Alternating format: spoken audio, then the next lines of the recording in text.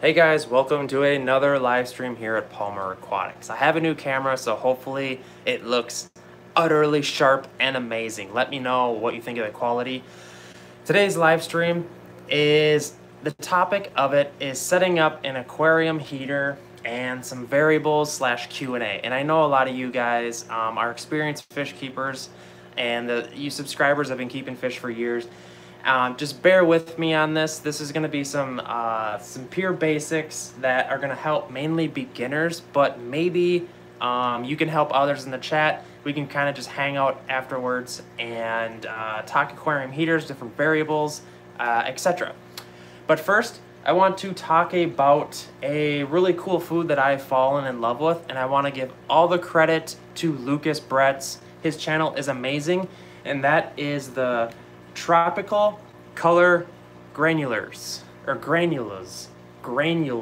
Yeah, they're I kept watching Lucas's videos on this food, and he didn't really sell me, but I was just like, you know what, I'm gonna give this a try. And I figured no better way to show you how good the food is versus, like, I'm just gonna show you how much the fish like it. So let's do a feeding. By the way, this is what it looks like. Tropical granulars, and it comes in a big can. I'll throw a link in the description box if you're interested. And we're just gonna do a quick feeding. So this is a 75-gallon tank, and I'm just gonna drop in some food here essentially. It's gonna be hard to do, bear with me. All right. So let's show you how much they like it. And I know we will get to aquarium heaters in a minute, but the tropical community fish absolutely are insane about this food, and it's no joke. Lucas Bretts was not kidding. That is an African bush. Ooh, they didn't like that. You can also see I have a cut up cucumber in there, and that's just for the catfish. I have some cories in there, and they actually really like it. And I believe I have a pleco left in there as well. I have a bunch of tiger barbs, some silver dollars, etc. But back to talking heaters. And let's get this on the stand here and plug in a charger. And I'll bring up the chat here too. Just give me a minute. All right. Can angelfish live with female bettas? Says Nicholas Muhammad. Angelfish live with bettas. I'm gonna go with a big no on that one, just because actually it could work in a huge, heavily dense planted tank, but it would have to be a monster setup. So, all right, setting up an aquarium heater, and I apologize, but I just want to show you guys the fish absolutely adore this food, and I'll throw a link in the description. It's just the granulars. It's perfect for like mid-size fish. There's a picture of discus and rainbow fish on there. Perfect example, because when you have big fish like me, I mainly buy bigger cichlid pellets and I feed it in bulk, and that is a great alternative to like just your generic pellets. All right, guys, so here I have a heater just right in the box as if you would buy it at a store. So let's talk about setting it up. And I'm going to use this little acrylic tank as a, to just give you an example of what it would look like inside an aquarium. All right, so when you're getting an aquarium heater, I always tell people figure on 5 watts of heater power to power 1 gallon of water. And this is the Fluval M50. That means that it is 50 watts. So this would be good for like a 10-gallon tank essentially, which isn't much. So and a lot of times heaters will say that if a heater tells you how many gallons it heats, that's probably not a good variation to go with. Always look at the watts and figure on 5 aquarium watts per gallon of water. All right, let me bring up the chat here, just because I know you guys really like the shout outs.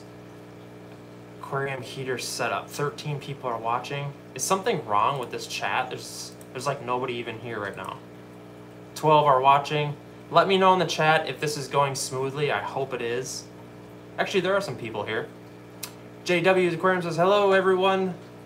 I'm 17 subscribers away from 800. Gonna be my birthday in a few days. All right, so there are some people watching here and it's climbing quite rapidly. All right, so I'm opening this heater. This is a fluval heater. Tech Turtle says everything is fine. This is what it looks like when I open it, and it comes with suction cups. This is your heater, essentially. And it comes with usually a hanger that you're going to hang, or you're going to suction to the side of the glass, and it clips right into the heater. Real simple for most of you guys, but we're just gonna walk you through setting this up because it's helpful, and I actually get a lot of questions regarding this. And this is the thermostat. So essentially, plug it into the wall, one end here. There's a thermostat. If you're keeping tropical fish, keep it around 78 degrees Fahrenheit. 77 to 81 degrees Fahrenheit is what I tell people and what I keep all my tanks at. And a good heater has a thermostat, and it has a sturdy thermostat. Some of like the cheaper heaters, the head of it will kind of like twist on you. But then if that twists, how do you know what degree you're on as far as the thermostat? You really don't, which is kind of scary. You could have the dial set at 78, but it could really be at 85, and all of a sudden you're cooking your fish. And essentially, this is your aquarium. I know this is kind of stupid for some of you guys, but you literally can choose where you want to put it in your tank, stick it to the side of the tank. A lot of people like to put it sideways in the back of the tank. It really doesn't make any difference. Some things to watch out for though, when you're doing a water change, make sure you unplug your heater, because a lot of heaters blow up every single day from people just like, because if it's not submerged in water while you're doing your water change, these are prone to crack and essentially explode. A lot of people send me pictures of heaters like just blown out a spot, because heaters do fail, all of them eventually. What happens is this is a heating element. It's a coil essentially inside of here, and because it's turning off and on over and over and over and over, it's going to fail, and it's just a matter of time. A lot of people don't know that, and that's why buying quality brands are important. This is a fluval heater I literally just took out of the packaging. I don't know why it's still in the packaging and why I haven't used it. Probably because it's a small heater. It's a 50-watt heater, and I don't have, I don't even heat the tanks right now. I heat the room, so it's I got tons and tons, buckets of heaters. What other variables are there to talk about? When you're doing water changes, unplug the heater, like I said. Things you can do to increase efficiency is you can add the heater near some water current, because obviously if you have water moving past this heating element, it's going to be a lot more effective than having the water just be stagnant and not circulating. All right, let's pull up the chat here. All right. JW's Aquarium says, I use the Tetracolor flakes. Yes, I really like these granulars, and they're just a perfect size. And the fish, I tell you what, people, buy them and just let your fish do the decision making. Like, it's insane. They're still just scrapping through all the gravel and just looking for all the leftovers. It's crazy. Let us know in a review video if it enhances the fish's colors. You know, I've been using them for about a week, and I can already admit that it is doing great things to their coloration. And I'm not sponsored by Tetra. It's just the fish love it. It's that simple. All right.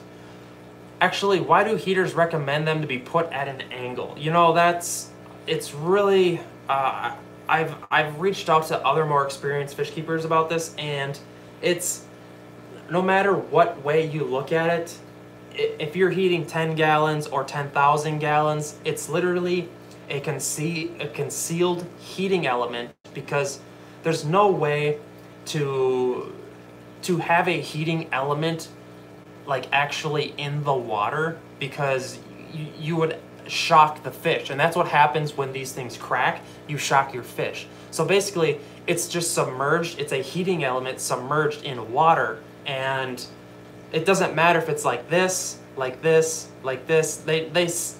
I personally believe that I mean, the effectiveness, in my personal opinion, isn't going to be changed by the. What's really going to matter is current around it, and I personally believe that if it's in the middle of the tank, which it's completely surrounded with water, which is extremely ugly because, you know, when it's surrounded by glass here, it's not as effective because this surface is kind of like blocking a lot of the current. Whereas in the middle, it'd be more effective, but none of us are going to do that. So it's, you know, put them by the output, says the novice aquarist. Yes. Any ideas for what tank mates to keep with a redfin or red-tailed sharks, and will angelfish work? You know, that's just kind of a general community fish. It's going to get pretty large, so it's going to that is a weird fish. I would check out my video on that fish in itself because I talk about a lot of parameters with that specific fish that get kind of weird. Like keeping them with other similar or same species, you may have problems. How big of a tank do you need for a green terror cichlid, and do you need a heater for them? Yes, all tropical, anything that's not cold water fish, like anything that has any color to it, it's going to need heated water. A green terror cichlid, I would say a 55-gallon tank minimum. Lisa's Fishbowl Life says hello. She says hi. What's up, Lisa? I was just on one of your videos commenting. I have a red-tailed shark and 4 angels, says Lisa's Fishbowl Life. Yes, she is keeping them effectively together. And I know the only issues you have is probably when they get larger and more mature, essentially. The tank on your right-hand side looks gorgeous. Love the decor. That is actually a fake piece of driftwood. So that gives you confidence that you can buy fake pieces of driftwood, or essentially wood, that look cool. So it's, hopefully that gives you guys some hope. That tank, oh, I just read that. They have a beautiful green Texas cichlid at my local fish store for $30, but unfortunately it doesn't get along with anyone. Yes, some green Texas are just insane. It's really going to be a matter of the parameters. I bet I could contain that fish's aggressiveness because it's really just, I don't care what anyone tells me, when you put aggressive fish in certain scenarios, they completely change. Like one fish, I've been given a lot of fish because they didn't work out in other tanks, and it's just a matter of, there's different variables you play with that will just completely change everything. How do electric blue cars do in a community tank? They do extremely well. You can see a couple of them. There's one right there. They are absolutely, those are electric blues. Stunner of a fish in mild-mannered cichlid, in my personal opinion. Excellent fish, one of my all-time favorites. This tank behind me is one of my absolute favorites to set up.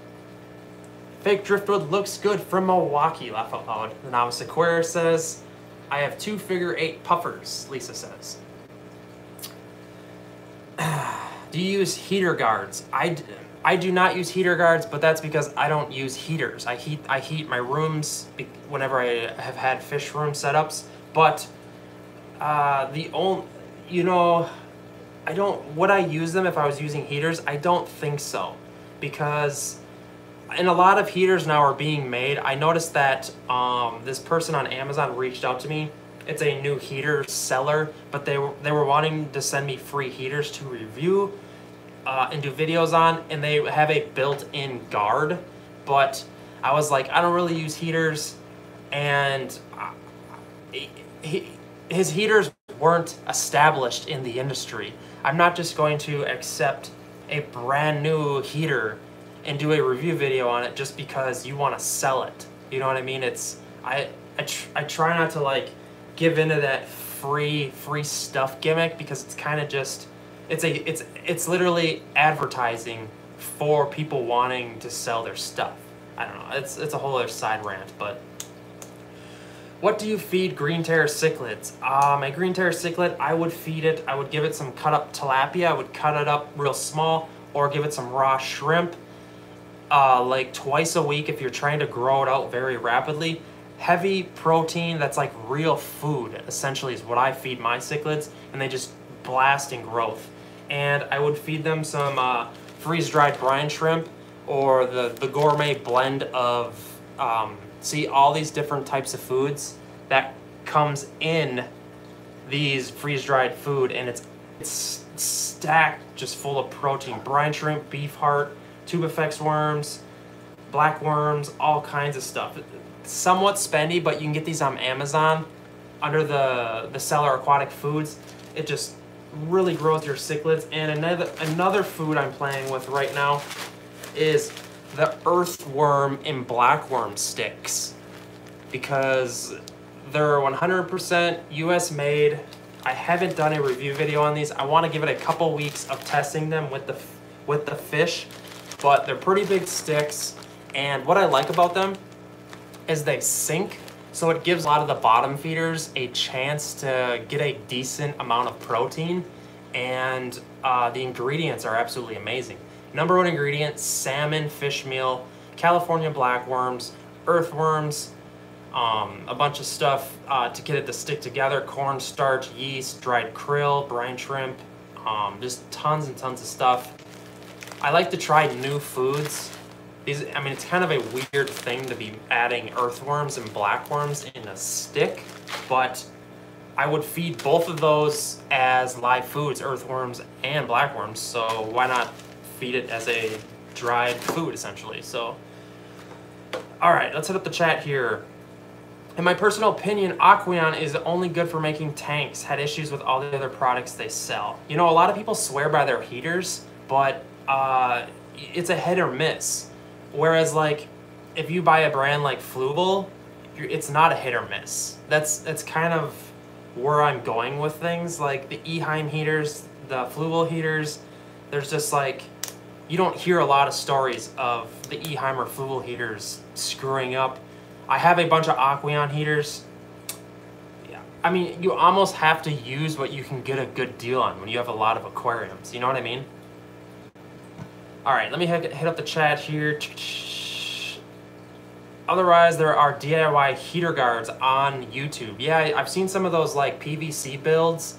The only thing I worry about is, I think essentially a heater guard is just a cylinder guard with a lot of holes in it. So yes, you could do a PVC one. I would probably do it if you have some catfish that just don't know better.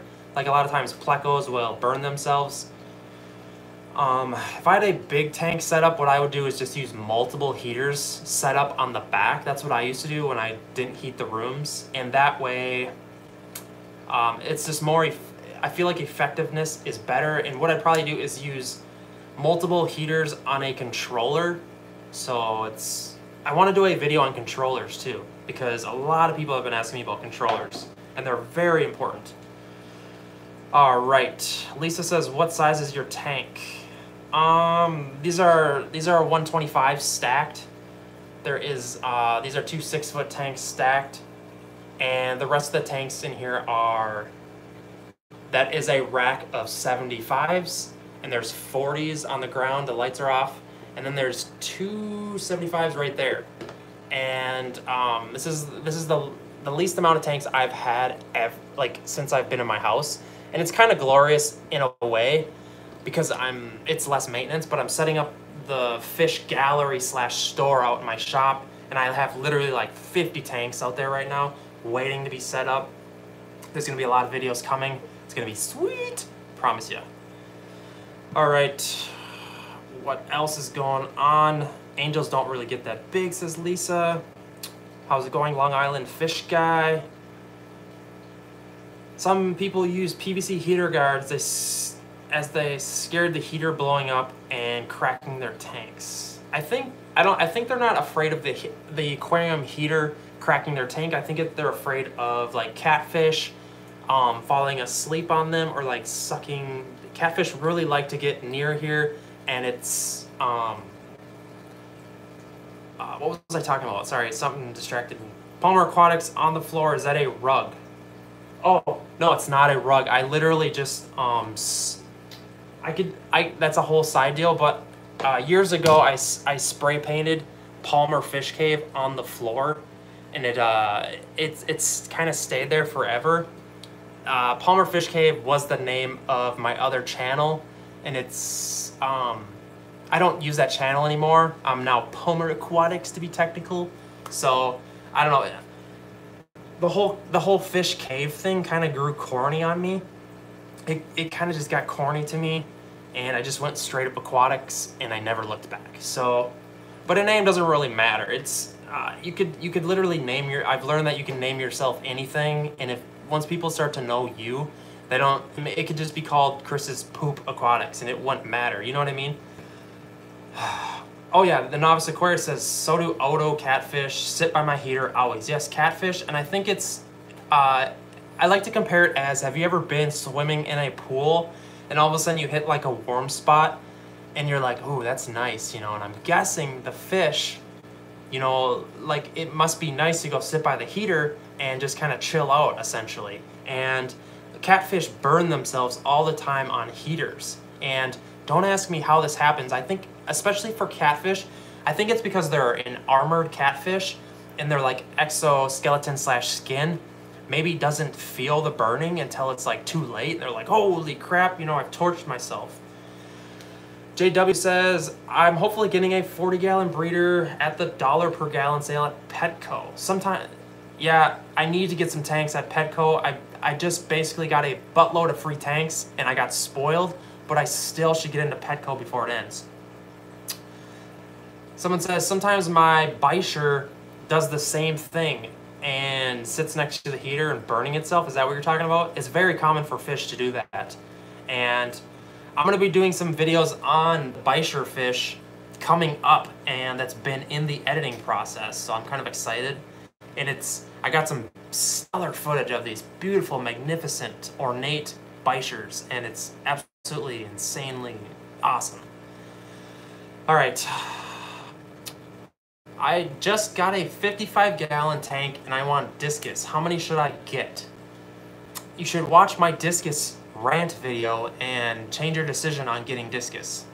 Just be ready for all the maintenance that come with keeping Discus fish. You're gonna need a ton of heaters, you're gonna burn a ton of electricity in keeping Discus, and you're gonna deal with a lot of sick Discus probably, most likely, and it's just something to be completely aware of. I'm not trying to deter you on keeping Discus. Discus get pretty big too, like they can get to the size of a plate essentially, you know what I mean? I heard a lot of bad people talking trash on that video, but it's more or less, my rant video is more or less just getting you to be aware of what you're getting yourself into. Crazy water changes, crazy electric bills, crazy heaters, crazy treatments of sick fish. I'm not doing Discus ever again. So we've talked about setting up a heater. It's very, very easy, right out of the box. Just drop it in, set your thermostat. You basically can't screw up this thermostat. Just turn it to 78 degrees. It's on 75, that's why I said that. And one way to make sure your tank is keeping itself at temperature is I would advise getting a digital temperature gauge or getting a thermometer essentially. They have the little cheap floating ones.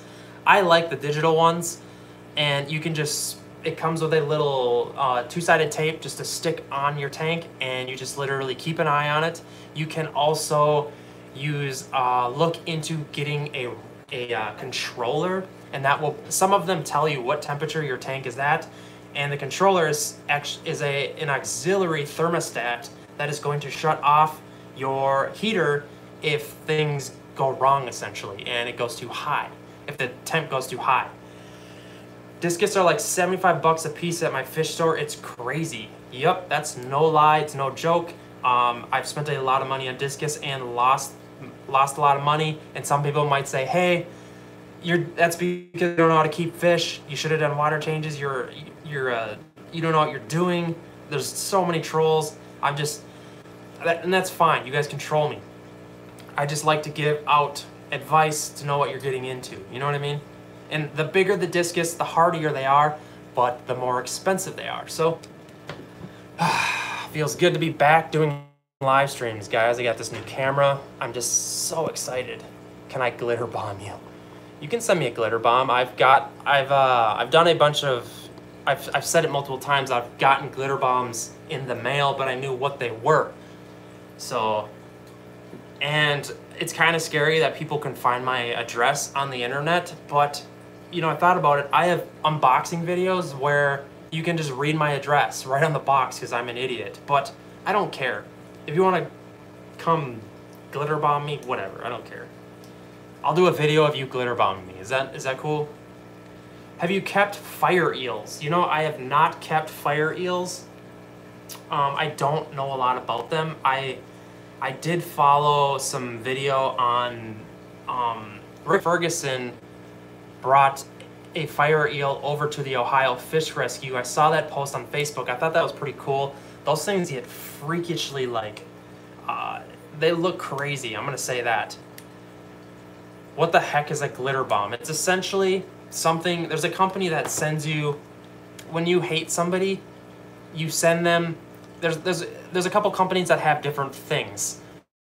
Company sends like a box of cat poop, and there's another company that has what's called a glitter bomb, and it's a like tube-like package that you get in the mail, and you're like, oh, what the heck is this? This must be like an Amazon package or something, and you literally open it, and it's made to it's designed to just blow glitter everywhere, and it's like hence the glitter bomb.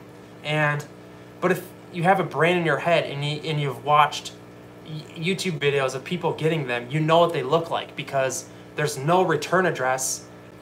They specifically have no return address on the glitter bomb thing, and it just says and it looks, and the one end is stapled stapled shut really well, and you're like, that's odd, so I have to open it at this end, and that's to force you to open it, so you pull like this drawstring and it just goes poof. Anyways, I knew what it was, and I had my wife, I was trying to trick my wife, and I was like, hey, open this, and she's like, what is this? You know, I'm not gonna do this. And I said, okay, fine, it's a glitter bomb. Go outside and open it, it'll be funny. And it was. She just opened it in the grass, and voila.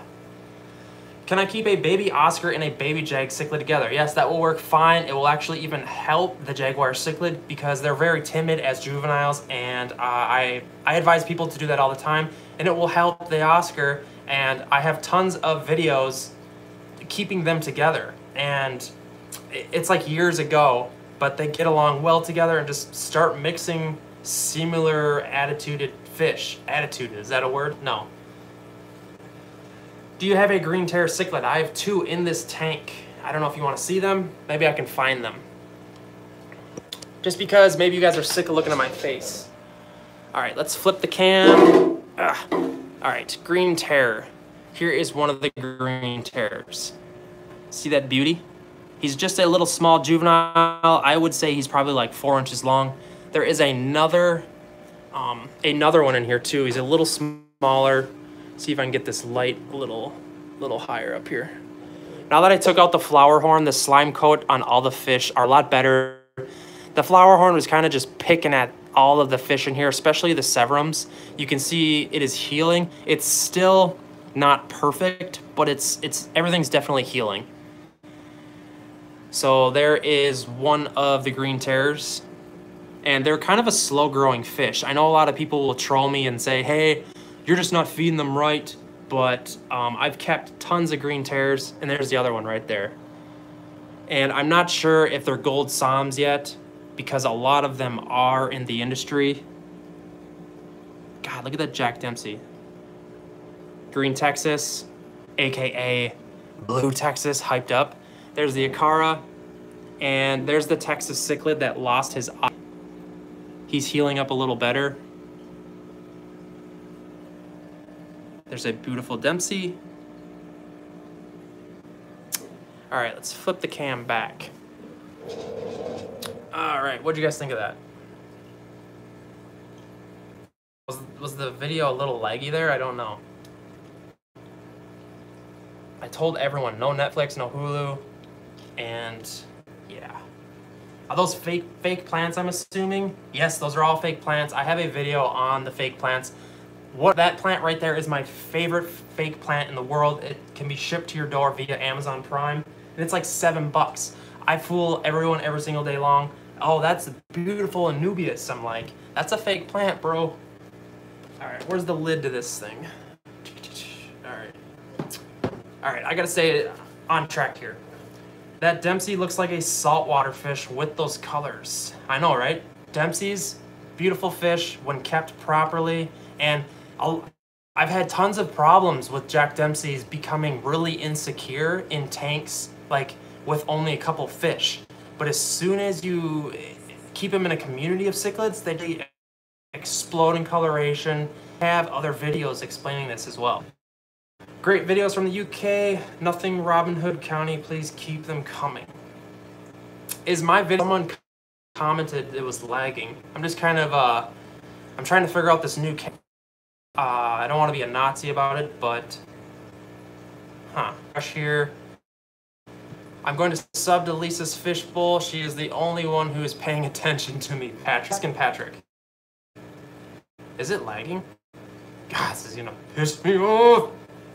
Yeah. Alright guys, I think I'm gonna wrap up this video. We talked about aquarium heaters and how to set them up, like why it's lagging now at the end, but it's driving me bananas.